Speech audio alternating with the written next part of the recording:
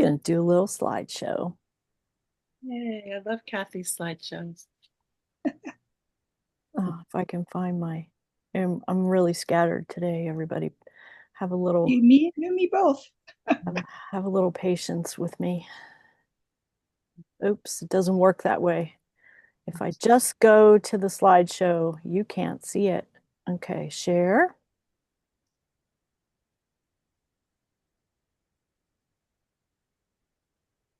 There we are.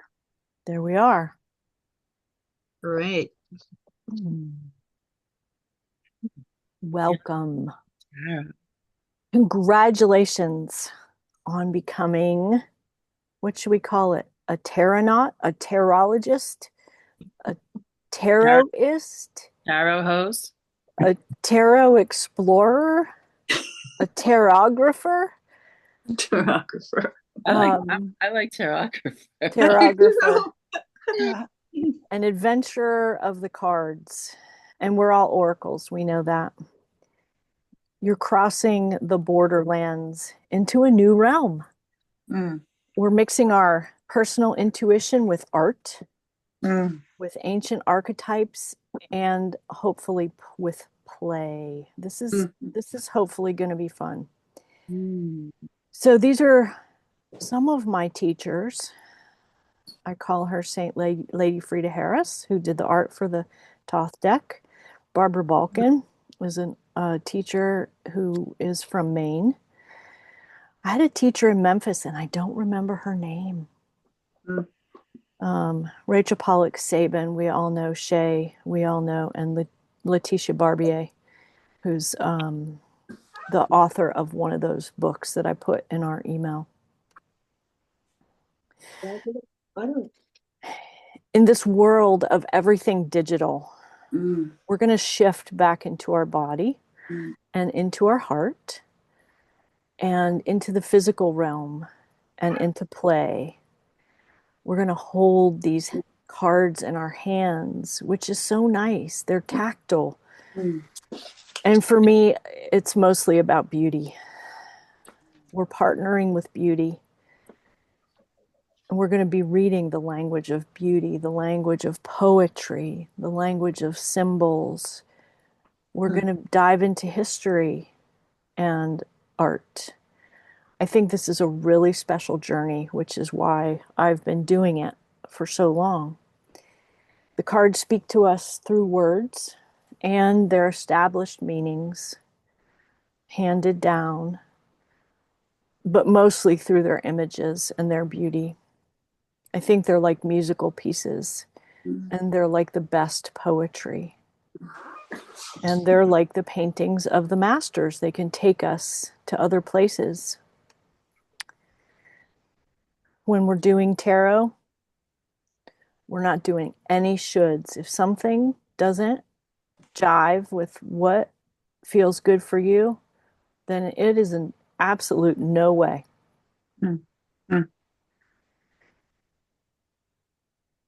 But we are going to just trust our process, and we're going to pull pleasure into it the whole time, I hope. So just for today, this doesn't have to be forever. I want you to just quickly choose an ancestor or a hero that you want to work with. I work with Lady Frida Harris. I also work with Sarah E. Colley. So you can close your eyes and just quietly ask, who wants to work with me?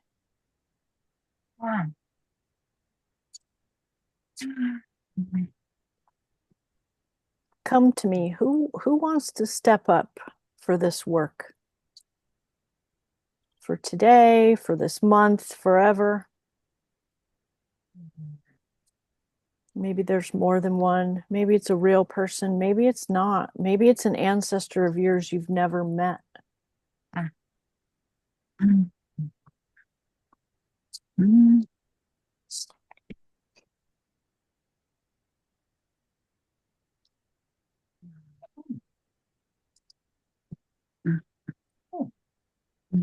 So what I've done with my heroes is I got this little ATC card of the lady with the green hair. You could pick once you settle on a tarot ancestor, a tarot ally, maybe draw them or put a picture of them with your deck. This is your icon for your wisdom. This is your cheerleader for maybe it's a time when you're not quite feeling it, but you know it's going to be good for you. It's good to have a cheerleader. I also have a little dark mother piece of shungite, and she stays in my bag, and I don't want her to ding my cards, so she has another bag that she lives in. So in she goes, it all gets wrapped up, and I'm ready to go. Check out this number.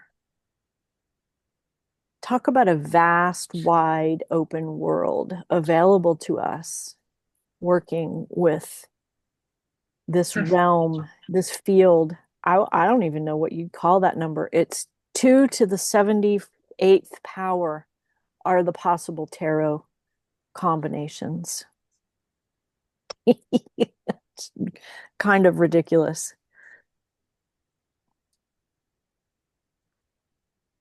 So we're going to do a little exercise. I want you to hold your deck. Just put your deck in your hands.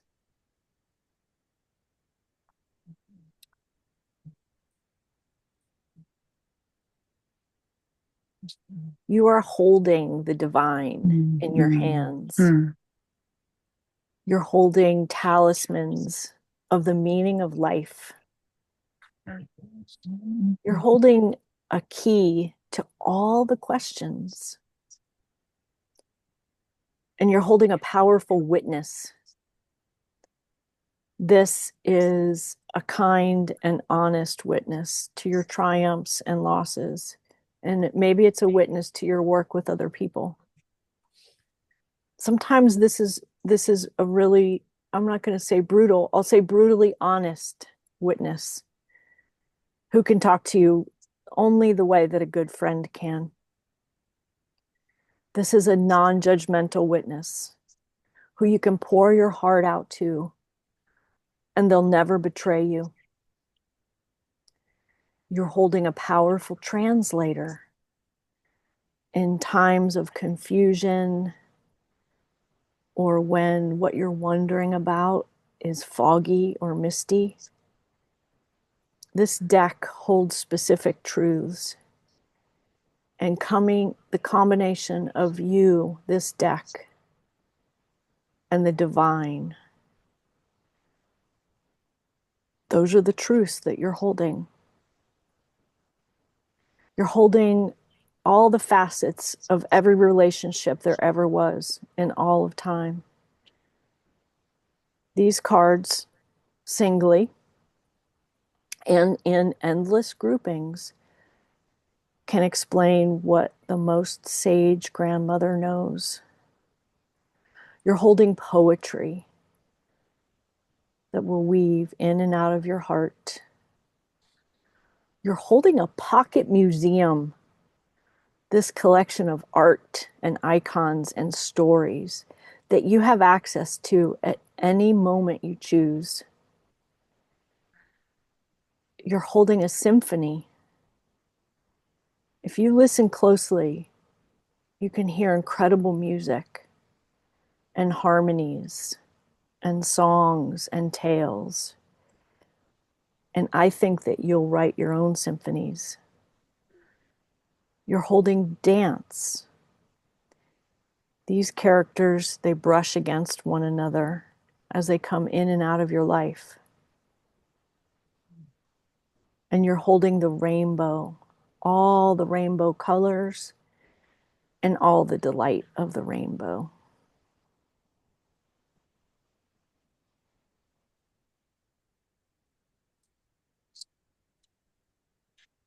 So we'll go back to the slides. This is a relationship. You're starting your relationship. People you just met, they don't just reveal their deepest secrets right away. And neither does tarot. And we can't make people tell us their secrets. They do at the right time. So coercion doesn't ever work in a friendship or a relationship. So we give this relationship time. We let it age with grace. Tarot allows us to get past barriers we put up that prevent us from seeing the path of least resistance. Tarot allows us to get past barriers that we put up that doesn't let us see the path of least resistance. I think it's saying that we can make things a little bit easier sometimes. Cards are signposts allowing us to access the energy of who we are without having ourselves get in the way. Tarot is a direct connection to the divine. This library of Esoterica book, where that came from, is a big, beautiful, sort of a coffee table book. We're going to start with the major arcana. These are human archetypes, sometimes represented by humans, sometimes represented by animals. Across all cultures, across all times. And these different characters, they meet us where we are. That's the whole point. To show us where we are sometimes. Maybe we don't know exactly where we are. They're giving us clues about where we are when we ask the question. The major arcana in our pulls indicate life themes. So if you're pulling 3 cards and all 3 are in the major arcana, you know that you're probably in a time of change. Some big things are being stirred up. The minor arcana are the day-to-day things that happen. And one isn't more important than the next. So I'm going to show you how I have ended up, and I've lived with this for a few years now. This is how I've organized my tarot information. I have this binder because I can add to it. And if you'll notice, you probably can't see, it only goes up to number 9 because I have the constellations in here. So they relate to each other in a special way, the constellation of the major arcana. So that's why I did it that way. It took some time, and this is kind of depending on what I hear, and I'm hoping that I can add to this by listening to everybody here. This is not my journaling. This is the meanings that I've come to know about the separate cards. Then I have a moleskin journal. And if you're wondering, there aren't enough pages for every card to have a front and a backside. So what I did was each major arcana has a front and a backside. And then, you see, I add to it, right? The writing down here is different than the writing up here. I add to it when something else important comes. And so these are my frame of reference because this is what came, from out here into me. It's not necessarily what's in a book.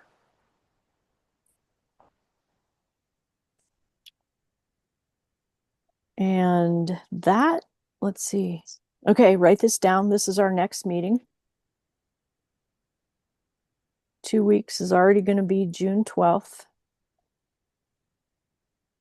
Same time.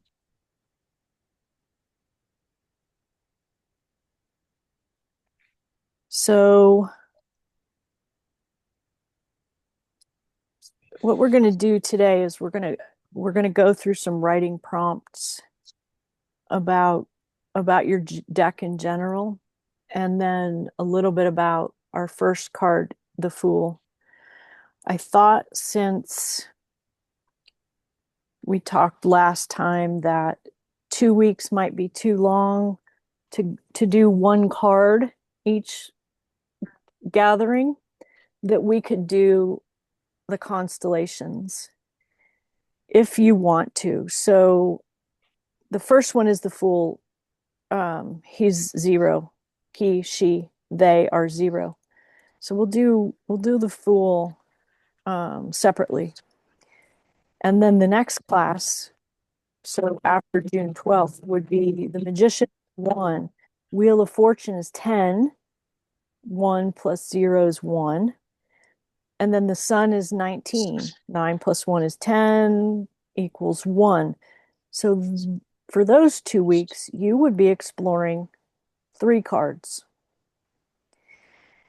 If we get stuck and we only end up talking about 2 of them, then we'll, because we're a small group, we can do that. We can make a joint decision to modify, and if it seems like it's just too much, the constellation every 2 weeks, then we'll go back to one card each time.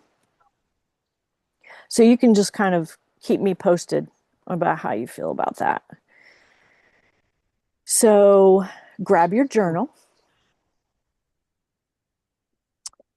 and regarding your deck.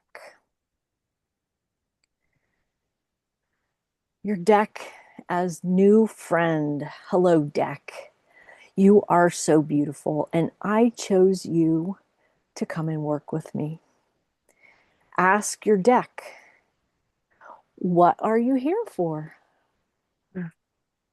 Why are you with me and not another deck? Why have you called to me?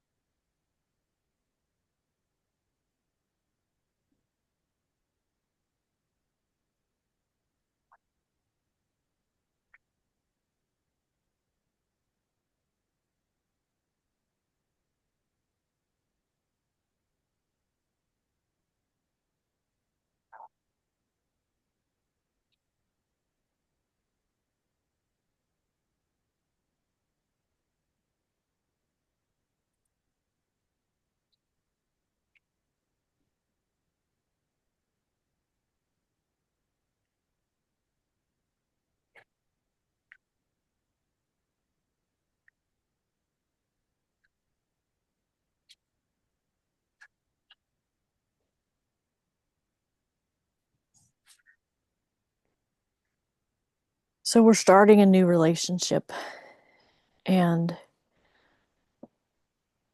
when you meet someone new and you're just getting going, you have questions. So feel free to, talk with your deck. Take care of your deck in the way that you would want to take care of your deck, not the way I do. Get to know your deck. You can shuffle it if you want, the way you shuffle cards by, doing the thing and the bloop, or you can shuffle like this to mix them up. Some people put down a piece of fabric and literally stir them around like you're stirring the soup, and then they come into order. Um, that makes if your cards are new, I know some of you have new decks, makes the cards easier to separate from each other if they're super slick or maybe they want to stick together.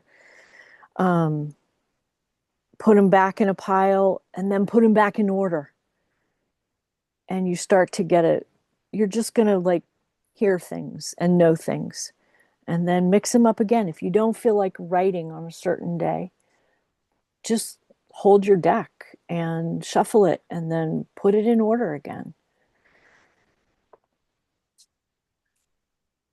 And then start to get a sense of the major arcana. You can, separate them. So now you only have 22 cards in your hand. Maybe wrap up the minor arcana halfway through our 2 week in between each class, and start to get a sense of this council, this council of elders as a group.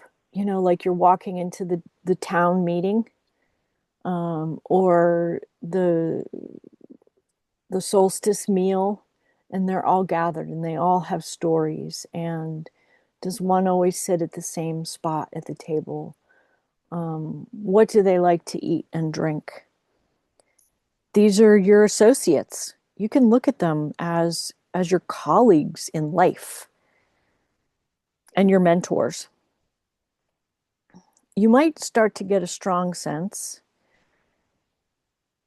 especially the wordsmiths here, of a different name for the cards. Just like how Sabin, labeled it the witch card. The Empress could be the veil. Um, the Fool could be the child. The bright heart. I don't know if follow the lead of what the divine is telling you through this spending time with your cards. Um, it pulls them in closer. It's like having a pet name for a buddy, or a witch name,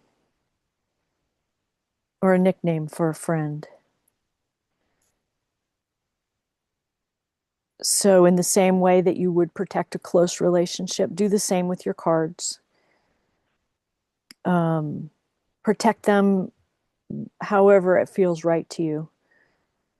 All the secrets that it tells, they don't have to be spoken. You get to make your rules. Maybe you don't want anyone to touch your deck. Maybe you don't want anyone to see your deck. Maybe you want to sleep with your deck. Maybe you want to highlight it on your altar. So, all those things, do exactly what you want to do.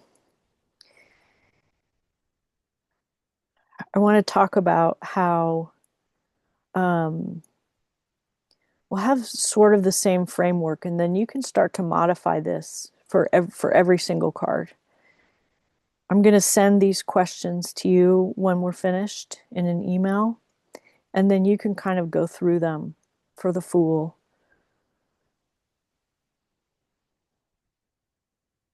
And if you want, you can pull out, see if you can find your Fool, and you can just look at this, and we'll quickly go through some questions. When I look at this card, I feel.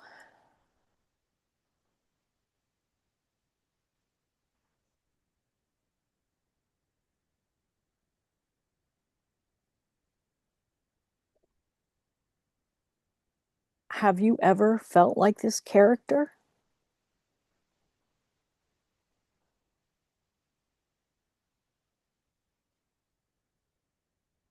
Do you know anyone who embodies this character? A real life person, a person in a book, a person in a movie.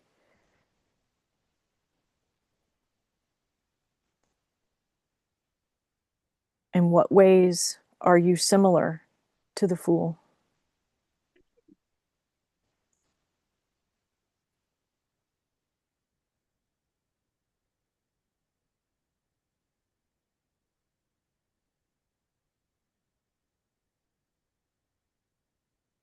In what ways are you different than the Fool?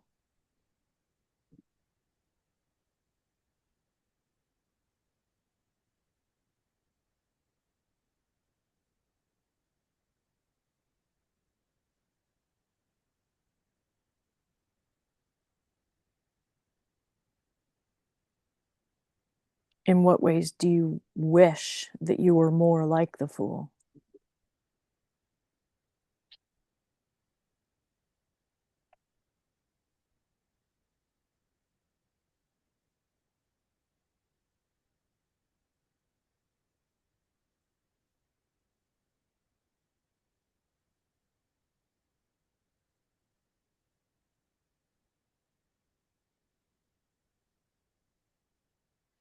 Sometimes when people, I don't really do this, but when people work with their cards, they pretend they're having a conversation with the Fool. So you would ask the Fool, well, in this situation, what do you mean right now? So maybe the Fool for you has a person's name attached to it.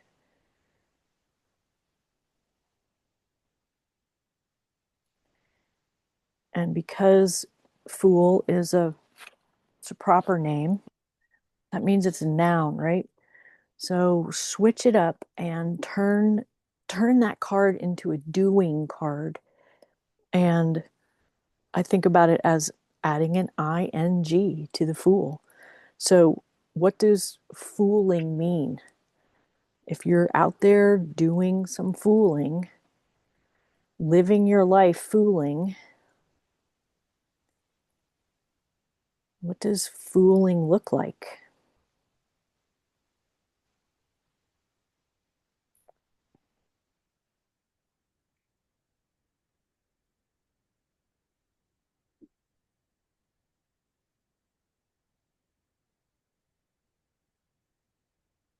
Where does fooling happen?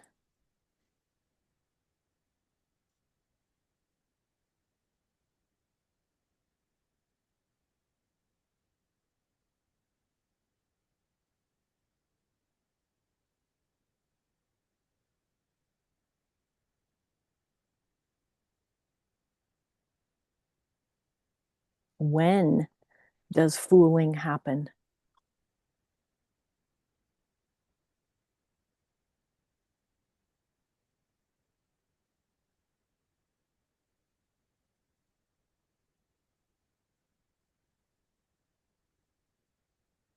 Has the Fool shown up in your life before?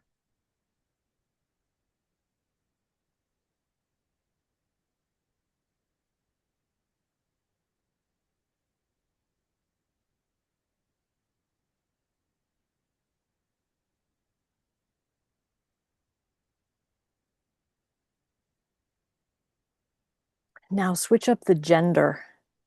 Maybe your Fool has a gender, maybe your Fool doesn't have a gender. This is a nice way to break out of some stereotypes. So, what would the masculine Fool be like? And how would that be different from a feminine Fool?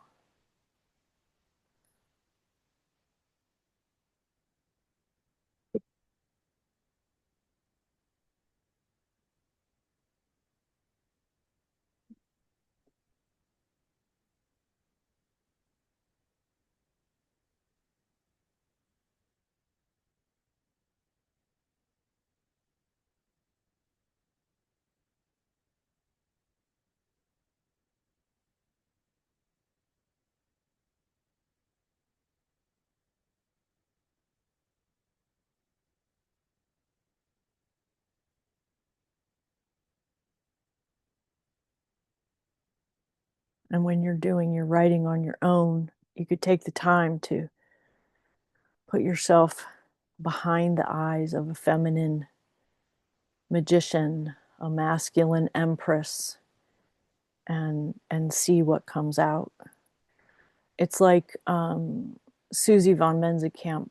She talks about we can't use these as tools unless we've seen it. So I think it's a really good practice to switch up the gender of some of these archetypes, because we may meet a masculine empress or a masculine moon or a feminine hierophant. So you'll want to be able to recognize it if it comes up. So looking at your card, it probably has a scene. The Fool's inside of a scene. Put yourself in that scene. Go into that landscape. What does it feel like in that body, in that landscape? Does it feel different than your own body? Does it feel better or worse? And maybe just different. And if different, how?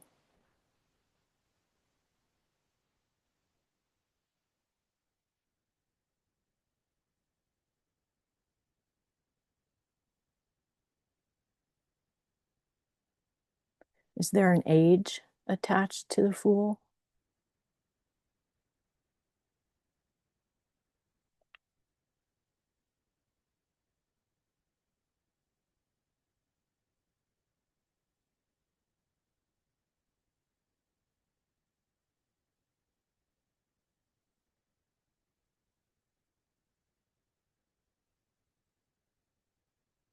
So now we're going to use our mystical abilities.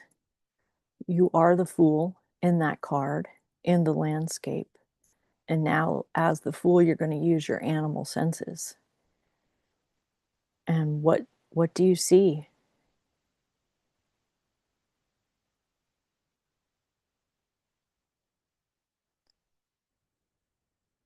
What do you hear? What's in that landscape? How are the elements supporting you? How are the elements challenging you?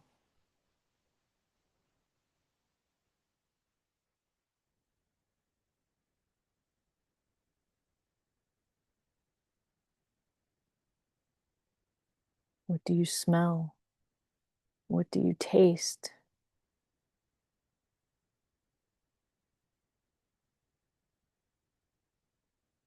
What do you know?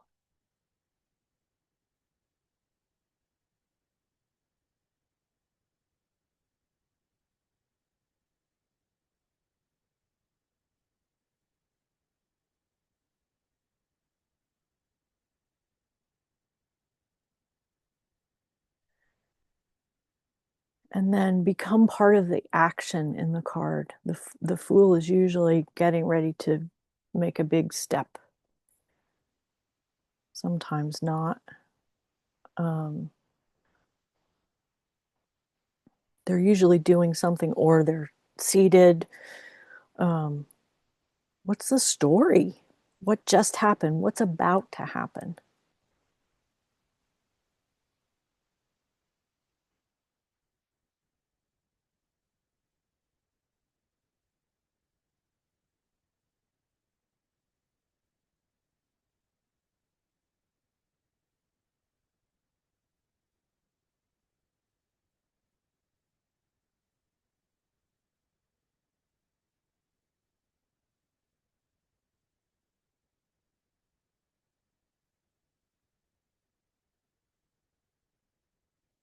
And then do some shape shifting, like in dream work, where now that you've been the Fool, become the dog, become the mountain, become the pack. What's in the pack? Become the cliff.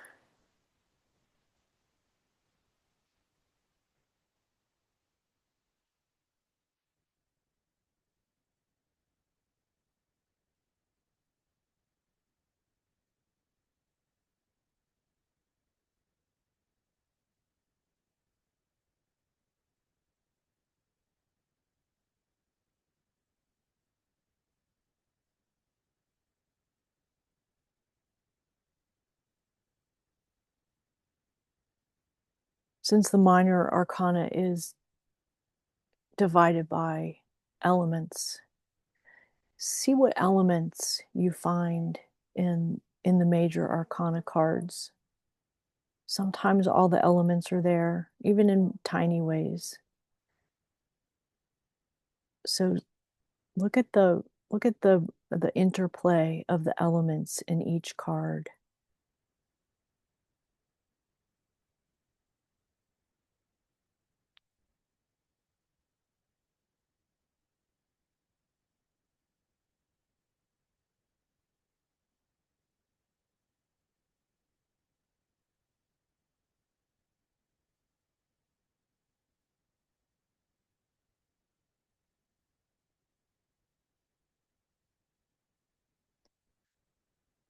And then after you've spent some time with each card, I think you're going to start to get the sense of it's the general gist of what it's reflecting back to you about life or those characters.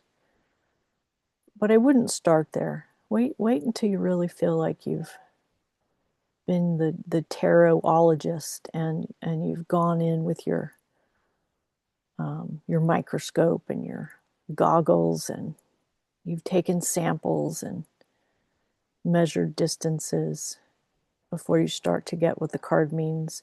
Because the cards change depending on the situation, depending on the mood that you're in on that day. After you've done your writing, if you want, you don't have to do this. So what we're going to do is you're going to go through these cards, and then we're going to gather here. And we're not going to do the questions, but we're going to relay the information to each other so that we can get even bigger meanings, because Freddie's going to say something that's going to remind Altery of something else. Oh my gosh, I didn't realize that. And it's a beautiful thing. And we're going to end up with a nice sort of encyclopedic knowledge of each card. If you want, after you've gotten to know the Fool and have a sense of the Fool, then hit one of those books. But consider your writing and your observations as the expert. Rachel Pollack has a ton to write, had a ton since she's not alive anymore, about each card, because that's a lifetime of working with these. So before you apply meaning that's not yours, give yourself some time and only put a little bit of influence on what the books have to say. They do not override what you get out of it. Some of the decks have astrological symbols or Egyptian symbols. Certainly, if you want, check those out and take notes, write them down, repeat the symbols. That's definitely a good thing to have in your encyclopedia. So I'll send you those questions so that at first you can just kind of go through a list, add whatever you want, bring all sorts of insights. If it's something that I haven't seen or heard, I'm going to be thrilled.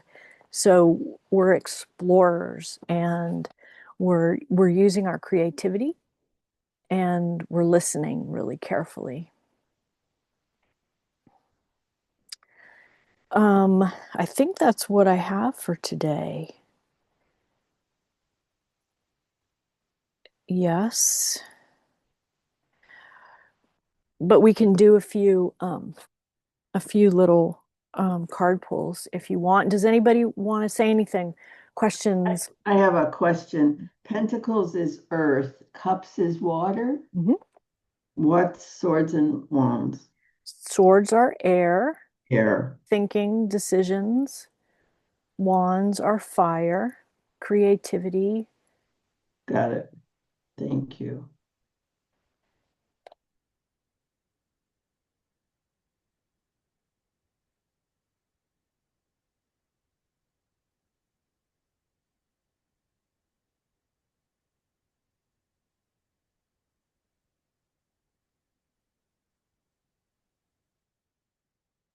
Freddie, did you want to ask something?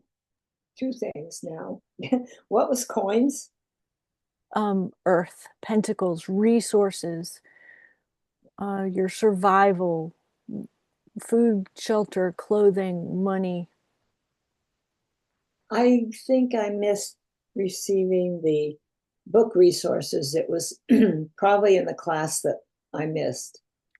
I can send that again. I think do you have the Angelus Arian, the tarot handbook? Yeah. Yeah. So you're good. I also mentioned Rachel Pollack's books. If you want, because I mean, she's one of our experts. She also, in her newer one, I forget what it's called, she has pictures of the different fools, the different magicians. So you can get a sense, and so when we meet, I will have that for you. I'll gather different images of the fool so that we can see, why does one have a dog and some don't have a dog? Mine has Some a of dog. what? The Thoth deck has what looks like as a tiger. Yeah, yeah, right. Tiger by the tail. Mm-hmm. Yep. And then I also put Letitia's book, which is a beautiful book. It's expensive. I got it as a gift. She's a she's a beautiful writer.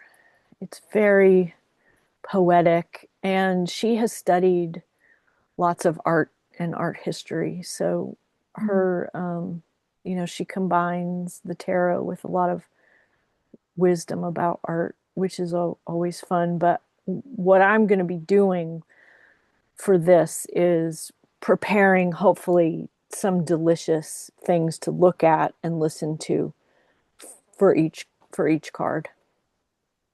When I So you, checked it the other day as well, Kathy, her book was on sale for $20 on Amazon. I Letitia's? don't know if it still is, yeah, but it was. It was $20. Wow.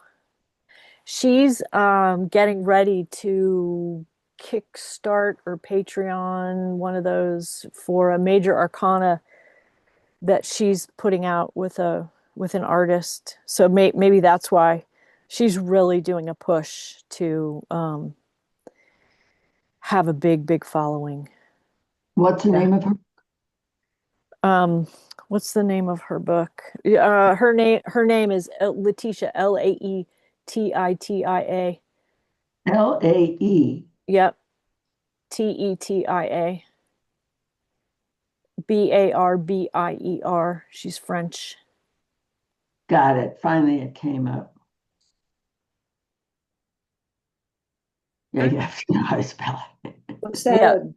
a B or a V? B as in boy.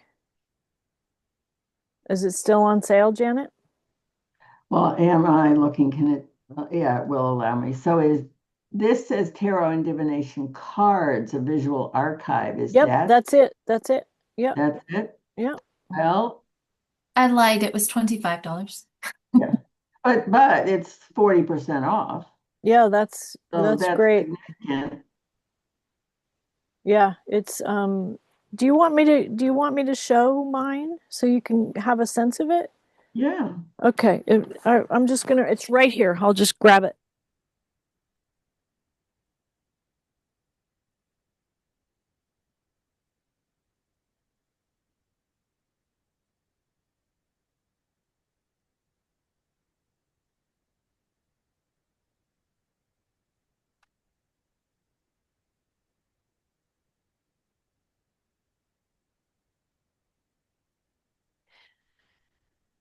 It's thick.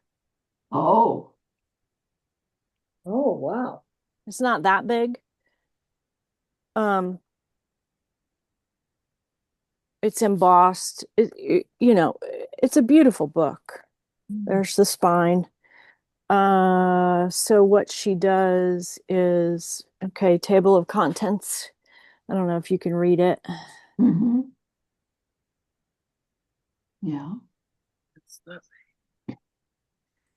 And so she always pulls in history because she loves history. So, here's like it's beautiful. And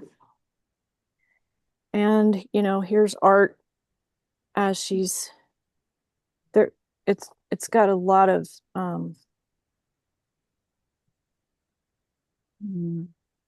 Beautiful. and then there's a section, so she goes through each card. So the Chariot, okay, and she's digested. She's pretty young. I think she's she's probably much younger than me. So this is still the Chariot. Spread number 2, spread number 3. But you can see that she likes the older, more traditional art. Spread number 4, just to give you a sense that it's pretty thorough. And then she switches to the next one. Okay, so her write-up, and then the other cards, and then she's taken a few decks at the end that she really appreciates and has written about them in particular. Like she's just calling them the modern decks. I don't know if Branwen, if yours is in there. I thought maybe it was. It's in here somewhere. It's a pretty cool book.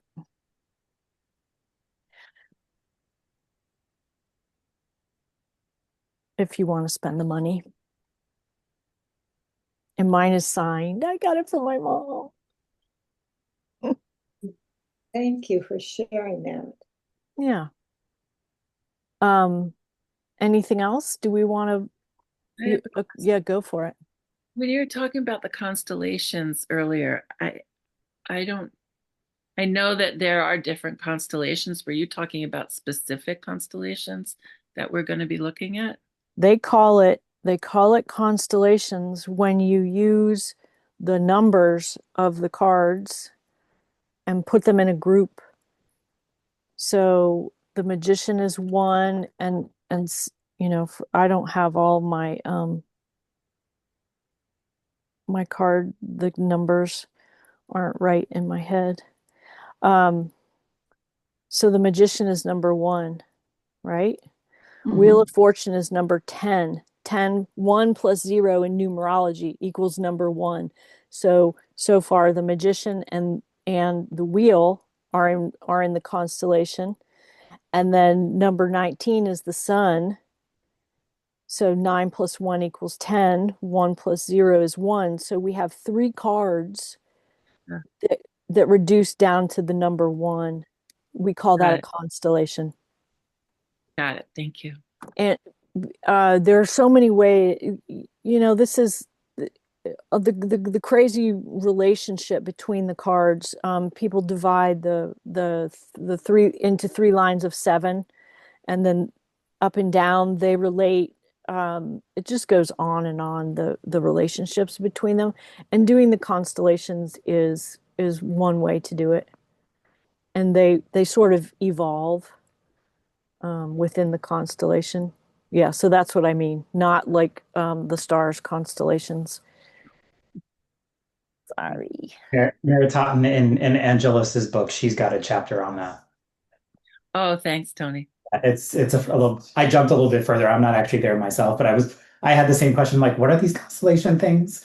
Might have read it a few years ago, and I forget sometimes what I've read. I think it's like either chapter 4 or section 4 or something like that. And doesn't she have how they support or challenge each other for each one? I think she does at the end, in one of the indexes. Yeah, I see it here at the end. I have not gotten there either. 9 archetypal constellations found within the tarot. Right. And when you divided your binder into 9 sections, was that on the constellations? Yeah. Yes, just the number for the major arcana. So under 1, I have the magician and the 3 cards, Okay, got it. the wheel and the sun. Yeah. And and you don't have to do it that way. Because then it goes into your head that way. That's kind of how they are in my head, is like a grouping. Yeah. But you don't have to do it that way. Well, it would be fun to explore, I think, especially because I'm so into the numerology. Exactly. Yeah. Exactly. Yeah, right. And Angelus Arian finds it to be pretty important and informative. So she knows what the heck she's talking about. Right. Yeah, I really love the book. I've been like, well, I have it on my iPad, and so I was able to find it as a PDF. So I pulled it into my journal app, and so I've been putting the actual cards, like finding the cards online and putting them in there. And wherever she mentions the card, the card, like she's meant on this one, she talks about a little bit about the constellations, and she has like the aces, I think it was. No, Nice. Yeah, because you have it in color now, Tony, whereas the book is black and white. yeah, and I'm also able to like open it up so I can like zoom in. Oh, Nice. It's nice. Very nice. So yeah, it's been fun to play. It's like my little tarot grimoire. Yeah. Yeah, that's I think someday you're gonna have to show us how you do that. It's really easy. It's an app called Good Notes, and you can pull in any PDF, or you can just create like a paper style journal as well. Because that's how I deep still write in here as well. So it all stays in one place. Wow. Yeah, I'm drawn to that. Any other questions? thank you. Those questions you gave us are just spectacular. Yeah, So- and build on it too, add your own. And probably each card is going to make you Yeah. add more. I don't know if you want to bring new questions that you think of also, for sure. That would be nice. So do we want to break? Do we want to leave? It's been an hour, or do we want to maybe we want to do one face-up pull card as a wish for each other for the next 2 weeks? Okay. You want to do so pull a card that feels like how you want your next 2-week tarot practice to feel. How do you want it to feel? Face down, okay. Nope, face up. Face up. Yeah. So Yeah, look for how you want it to feel. out of the major arcana, And any card. Are you going to send those questions to us, Yeah. Kathy? Okay, so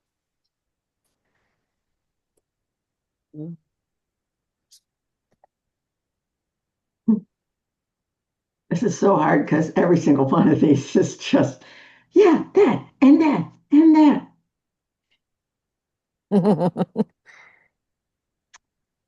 Okay, but I'm going with this one. You're all so fabulous. I love this deck. I'm so happy that you got that deck. Thanks to you. So I didn't even look at what it is, just the picture. It's okay. That's what we're doing. It's just the way it feels. Janet, what deck is it?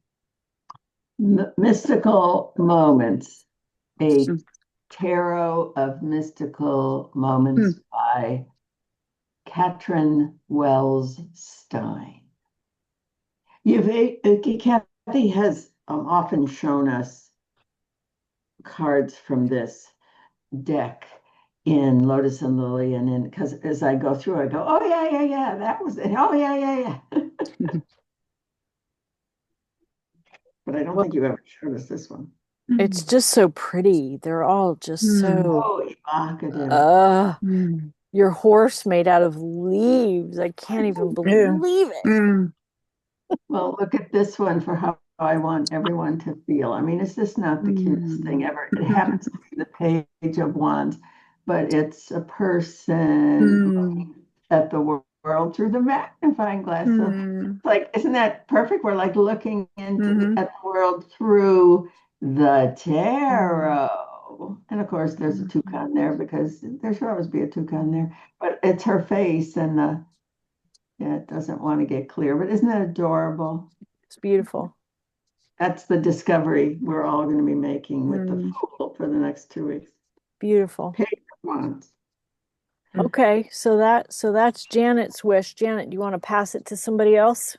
Brenwyn, what have you got? So I have the Empress, and she is one of the things I love about this card and that really stood out to me when I was just reading about the deck is she is stitching together a cloak of protection with a red thread. So that red thread really pulled in for me. And I love this image too, because I can't imagine hauling that sewing machine out into the marshlands of Long Island to take this picture. It's just crazy to me. But I just thought it was such a beautiful image of creativity and just seeing her reflection in the water reflecting back at her and the fact that her hair is covering her face. So it's just, that is each and every one of us. And so I just want that sense of creativity and protection and maternal guidance and feeling of being loved to go forward with us. And that deck is what deck? This is the Somnia Tarot by Nicholas Bruno. And this speaks to me like nothing ever has before. It is a very emotional deck for me. It's so beautiful. Yeah. And Okay. he's wonderful. I've spoken to him as well, and he's lovely. Nice. You want to pass it to somebody? Yes. Freddie. I'm using the Thoth deck and I picked Fortune. Partly because, I see the Wheel of Life and there's a lot of Egyptian figure and artwork in this particular card. And the Egyptian, we were all priestesses of Isis at some time or other. So it just really speaks to me.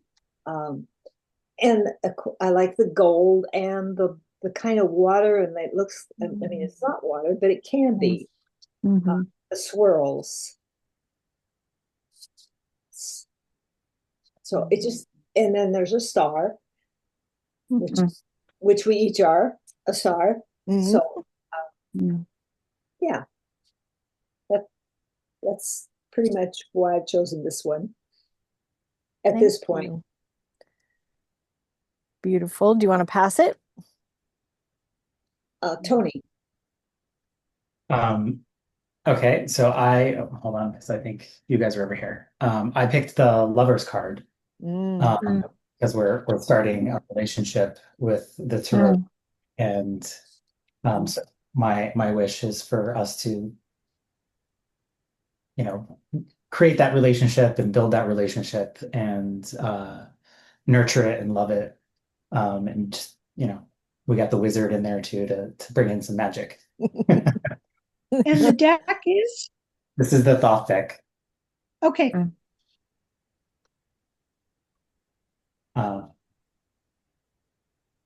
Camelia, I'll have you go next. Okay. Today I'm using the Mother Peace Tarot, and I shuffled and I pulled the crone, which I love because I'm a crone, I guess. And We have a few crones in our midst.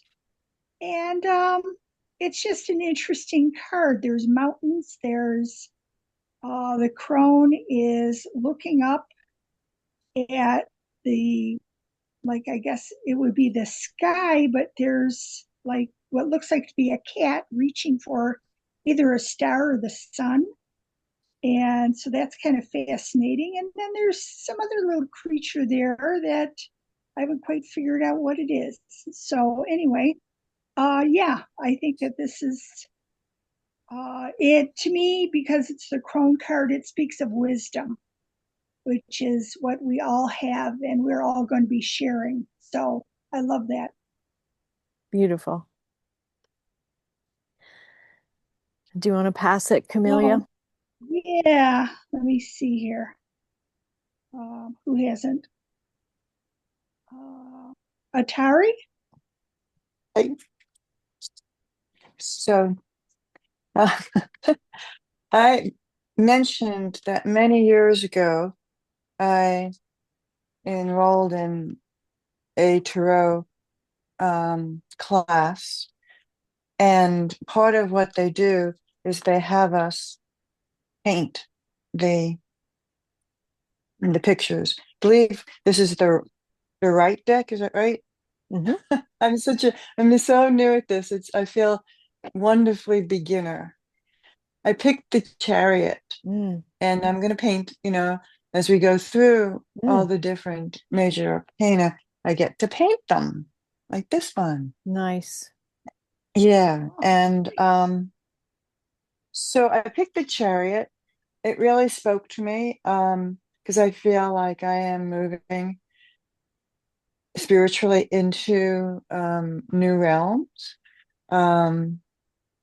She is wearing a crown of stars to connect to the cosmos. There are the protectors down here. Mm-hmm. And then this is a symbol that I think of the Sufi heart, although it's a circle, not a heart. And what else? It feels very like the look on his face is very in directional, like this is where I'm going with intent. And I just noticed that I love these like moon shoulders. Anyway, I really like all the symbolism. It's kind of a card I feel like I could really learn a lot from because there's a lot of symbolism. Yeah. Thank you. Mm-hmm. Oh, and I would like to add something. Excuse me. Mm-hmm. I really appreciated the mention about Amazon having the book on sale, but I, as much as I can, don't shop Amazon. And as far as books go, my favorite is Better World Books. Yep. And Yeah. okay, I love them. Yeah. And anyway, they have her book for $29.34. Great. Thank you. Yeah. So if you'd like an alternative. Yes. I just ordered one. Oh, good. So yeah. Nice. So thank you for the info. Let's see. How about you, Sandra?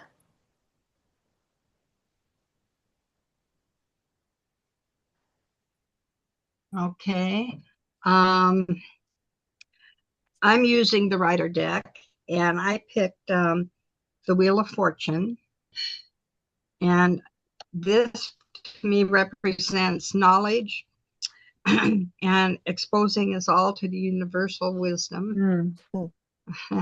Wants to play games, and that we are all limitless. Oh. And I see this being, we all are learning and sharing, and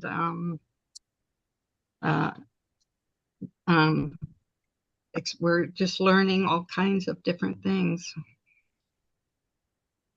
Beautiful. I think it's going to be an incredible collaboration. Mayor Totten, you haven't gone? I didn't go. no surprise, like Freddie, I was attracted to a card with Egyptian imagery, the priestess, the high priestess of Isis. And what I really loved, the first thing that struck me about this card was, can you see like the net, the web? There, it just reminded me that she's holding it, and we're all connected to this web of, well, each other, but also of divine wisdom. And that's what I wish for us. That's what I feel like we're going to explore and discover. I love that card too. Yeah, it's really gorgeous. Love I mean, watery colors, Yeah. Yeah, it's gorgeous.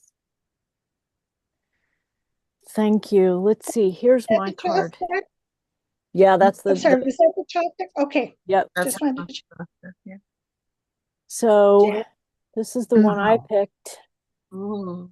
I wish for us to be on fire with our inquisitiveness and our exploration, and to receive so much creativity, and to partner with, look at that, she's like riding that tiger. Yeah, lots of action in there. That's one of my favorite cards. I love that card. Yeah. Oh, of course, Tony loves that. I was just gonna say that she's in the flame, so there's like no fear of the fire, No, she's not afraid of anything. She's in it. Yeah, there is no fear in this card, that's for sure. Okay, so during the next 2 weeks, you're gonna explore the Fool. Okay. And then we will meet and collaborate. If anybody has any questions, holler. In the meantime, you can use our email, just reply all if you want to show something, ask something. Always come to me if you have any concerns or questions, and have so much fun. Thank you, Kathy. Thank you, Kathy. Thank you. Yes, thank you, Kathy. Kathy, I just wanted to ask you, just to clarify, what you said, would we send an email to your email directly, or is there a special email for this group, or? We don't have, well, you can reply all if you want to write to everybody as part of the, reply all to the email that I sent with the Zoom and stuff. And I'm in there. You can see everybody's email that way. And I'm considering getting us on a Discord group.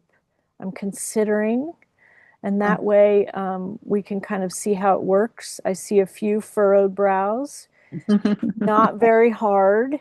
It's very secure, and it's an easy way to have groups that are private, and there's no advertising, and it's free.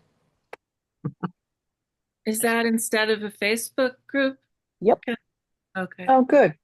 Yeah. So if I get that going, I see even Janet is shaking a yes.